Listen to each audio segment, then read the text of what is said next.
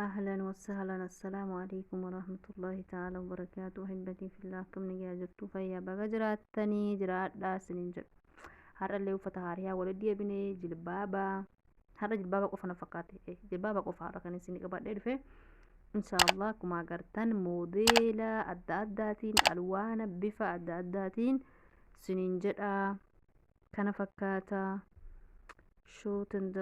ايش تستنون انتم؟ ليش ما تسووني لايك وليش ما تسووني سبسكرايب اللي تتابعوني قناتي اليوم اتكلم عربي؟ مو افضل اني اف اورم مكيه سنه يوندي ابينا ويا كيسي دينغ نتي كفرتني والعربي فدد داخه قالوا ان شاء الله قياتك كام فيديو حجة درتي افان عربا قفان اكهازو قبل ان شاء الله سنجرا akka sana buliyan kiyya qaqqaalii kabajamoo kana fakkaataa kheyriidha wal gaggaaraa badiirraa wal dhoorkaa mahmaa kaan badiin badiidhuma xiqqaattee guddattee badiin badiidhuma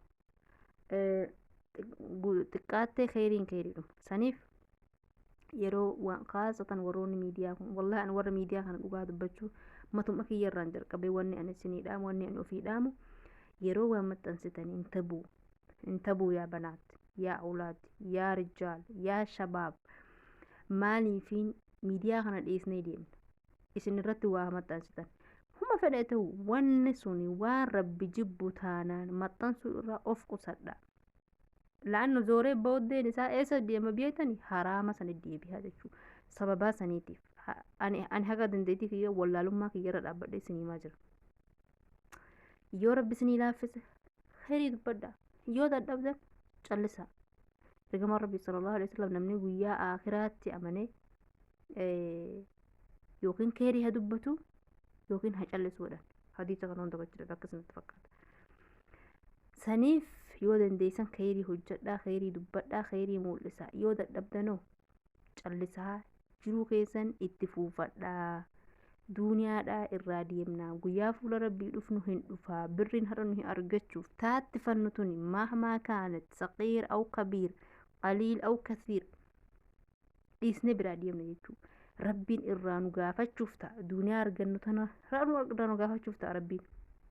hisaaba guyyaa qiyaamaa irraa nu gaafachuuf ta'a shabaabummaa keenya maalitti akka finne duuniyaa keenya eessa akka finne eessatti akka baasne eessaa akka finnee fi eessatti akka baasne irraa gaafata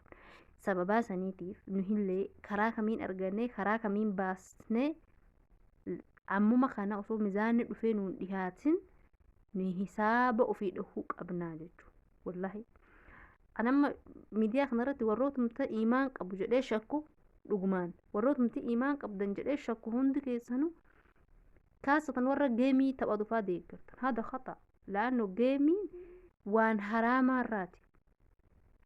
maadaam akkis tahe maaliif deeggartarre maaliif maasha Allah baga gammaddanii maaliif jechuu barbaachise wallah dhugumaan baawee takka takka wanni kanarraa dubbachaa jiru warrootan ani shakku jechuu warrootan ani iimaan qaban jedhee xiqqoo shakkufaan waan kanarraa ka dubbatan agara waan kana tahnii'aa jedhama yaani gammachiisuu jechuu nama san ka gammachiisan agara laa maayisiir nuhiin khayrii tajajina malee wanni kun haraama geemiin haraamaa jedhamaa jira bar namni warri taphaturree kana warri taphataa sunillee bar kana beekanii maadaam kana beekne leesh gammachiisnare maa gammachiisuun barbaachise yaani badiirratti nama gargaaraa jirtaa jechuu haada intabu yaa obboleetiiti yaa obboleessa kee akkuma durarra waliin jenne akkuma ani jedhe akkuma namni hedduun jedhe akkuma biyya kaan hedduu jedhe akkuma aanbiyaan hedduun jedhee darbe jechuu tayyib haraamni haraam halaalli halaal حرام إفبها حلال إفبها يعني دبين بسيطة جدا والله أباد يرسي لا لا يعني وانا قسم ونينا ما قول أمتي سببات سنيتي في أبليتي وروني ميدياهم والله لقمان حجة الأخير رت دلقة ما تبقى نعت دلقة ما نكيس نظفها والله جرو خصوصية كيسني دبدا وان يعني وان عادي جدا جبر باجز يو سنتاني ونسو محرمة جنة الرفقات daawwattoonni ati